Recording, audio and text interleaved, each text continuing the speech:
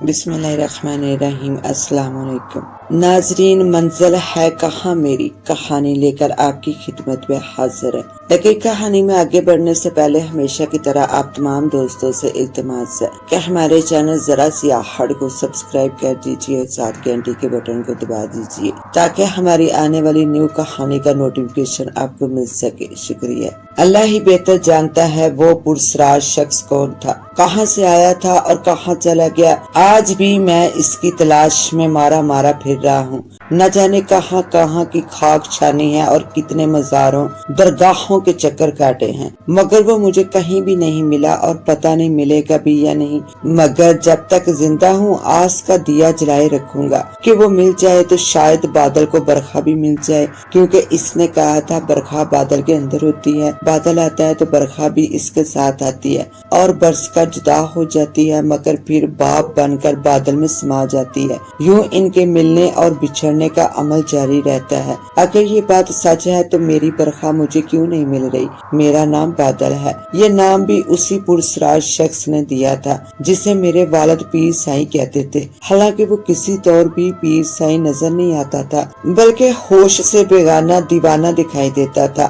جہاں کہیں اسے کچرے کے ڈھیر پر یا گلیوں سڑکوں پر اخبار کے ٹکڑے دکھائی دیتے، وہ انہیں اٹھا کر جمع کرتا اور پھر جا کر ندی میں بہا دیتا۔ یہ میری پیدائش سے پہلے کی بات ہے۔ میرے والدین کی شادی ہوئے 4 سال گزر چکے تھے، مگر وہ اولاد کو ترس رہے تھے۔ ایک دن میرا باپ پیر سائیں کے پیچھے پڑ گیا کہ وہ ان کے صاحب اولاد بننے کی دعا کرے۔ پیر سائیں عام طور پر بات نہیں کرتے تھے، مگر جب میرے والد نے اپنی ضد نہ چھوڑی تو انہوں نے صرف اتنا کہا تھا، جا بادل آئے گا، جا اب چلا جا۔ اور پھر 1 سال کے اندر میں پیدا ہوا تو میرا قرآنی نام تو حماد رکھا گیا، لیکن میرے والدین ہمیشہ مجھے بادل کے نام سے ہی پکارتے رہے اور میں اسی نام سے جانا پہچانا جانے لگا۔ میرا قرآنی نام تو صرف اسکول اور کالج کے حاضری رجسٹر وغیرہ میں درج رہا، لیکن میرے ساتھی اور رشتہ دار بھی مجھے بادل کے نام سے مخاطب کرتے رہے۔ خود مجھے بھی اپنا یہی نام اچھا لگتا تھا۔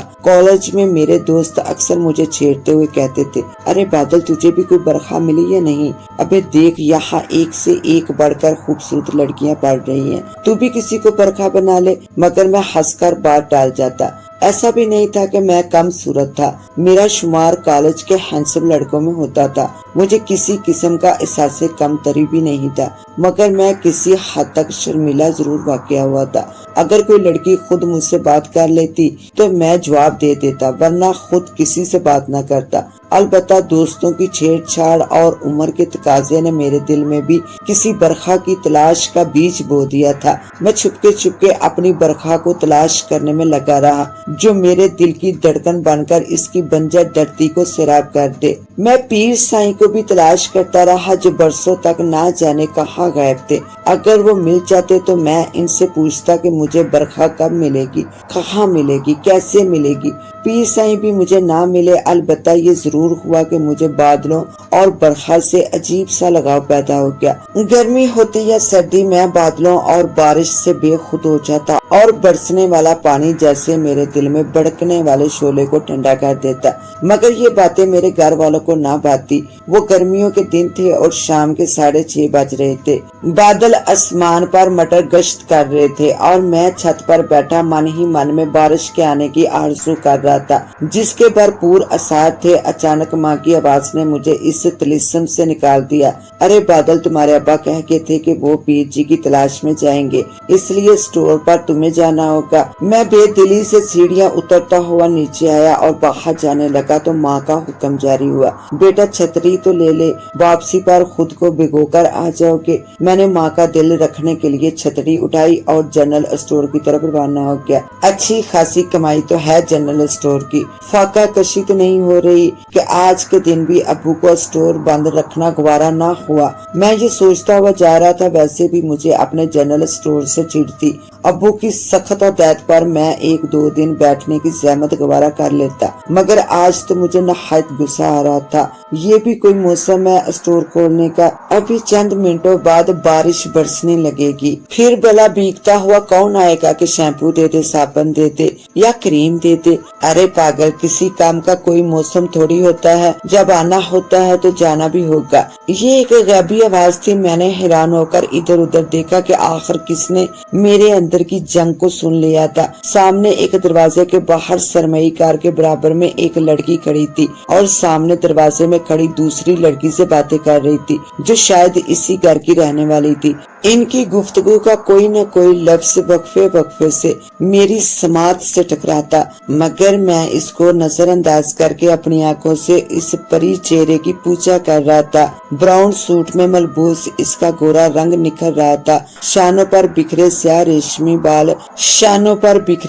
ریشمی بال، یقوتی ہونٹ، ہیروں جیسے دانت، بادامی آنکھیں، سب مل کر اسے رومانوی کہانیوں کی شہزادی ثابت کر رہے تھے۔ اس کا بدن کسی تراشے ہوئے مجسمے کی مانند تھا۔ مجھے ایسا لگا کہ جس برکھا کو میں کھوجتا پھر رہا تھا، اچانک میری ناک پر پانی کی ایک بوند آ کر گری اور میری پوجا ٹوٹ گئی۔ میں نے اوپر دیکھا، ارے برکھا تو برسنے لگی اور میں اپنی برکھا کو فراموش کر کے کسی اور میں کھو گیا، مگر میری نگاہ ذہن سے بغاوت کرتی ہوئی اس حسین پیکر پر مرکوز رہی۔ وہ گاڑی میں بیٹھی کار اسٹارٹ ہوئی اور موڑ کاٹ کر غائب ہو گئی۔ میں بھاگتا ہوا اس موڑ پر جا پہنچا اور کار کو دور تک تکتا رہا۔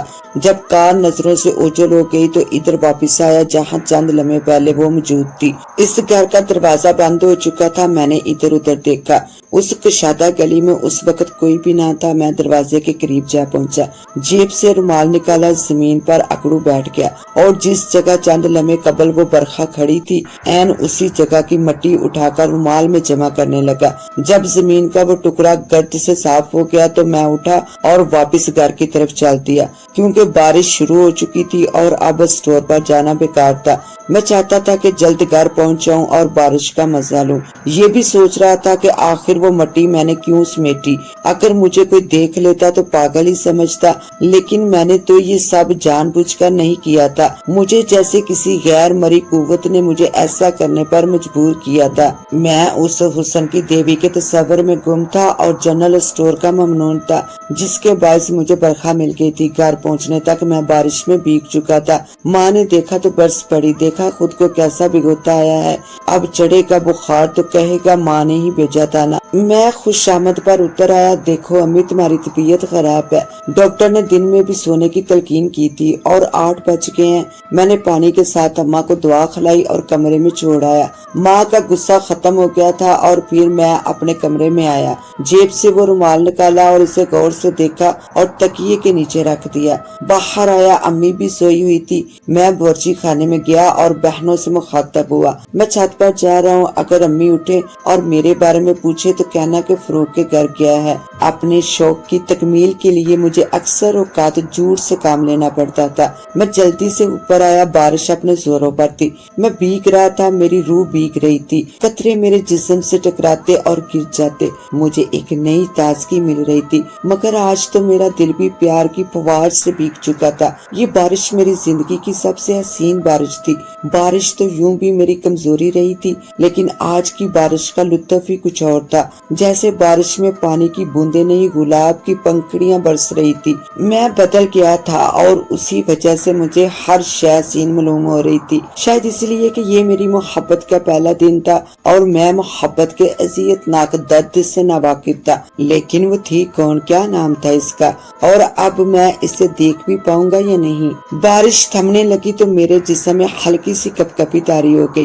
میں نیچے آیا تو ماں سو چکی تھی اور ابو بیٹھے کھانا کھا رہے تھے۔ میں کمرے میں آیا تو والد نے ناگوار نگاہوں سے مجھے گھورا، کیونکہ میں پانی سے بالکل تر تھا۔ بہن نے کھانے کا پوچھا تو میں نے جلدی کپڑے تبدیل کیے، ایک روٹی کھائی اور اپنے کمرے میں آ کر تکیے کے نیچے رکھا رومال نکالا، تھوڑی سی مٹی نکال کر پاؤڈر کی طرح اپنے منہ پر لگائی تو مجھے عجیب سا سرور محسوس ہوا۔ میں لیٹ گیا اور خیالوں کی دنیا میں ڈوب کر نیند کی آغوش میں چلا گیا۔ میں BSc کا طالب علم تھا اور بہن بھائیوں میں سب سے بڑا تھا۔ میرے بعد 2 بہنیں اور 15 سالہ عماد تھا۔ عماد نامی جماعت میں تھا جبکہ میں 30 سالہ نوجوان تھا۔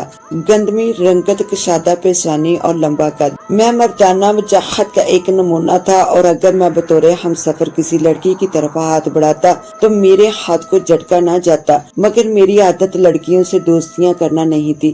ویسے بھی میں یونیورسٹی کا طالب علم تھا، مجھے اگر لڑکیوں سے کسی ضرورت کے تحت بات کرنا بھی پڑتی تو مختصر سی بات کرتا۔ طبیعت کا بھی سنجیدہ مزاج تھا۔ صبح کالج جاتا، شام کے وقت دوستوں میں بیٹھتا، گپ شپ کرتا اور پھر گھر، بس یوں ہی میرا وقت گزرتا تھا۔ گھر کا خرچ جنرل اسٹور سے چلتا تھا اور ہم لوگ ہنسی خوشی زندگی بسر کر رہے تھے۔ میرا باپ اکثر بتایا کرتا تھا کہ اسٹور پیر سائیں کی نظر کرم کا نتیجہ ہے۔ اس کہانی کا بقیہ حصہ دیکھنے کے لیے پارٹ 2 کا وزٹ کریں۔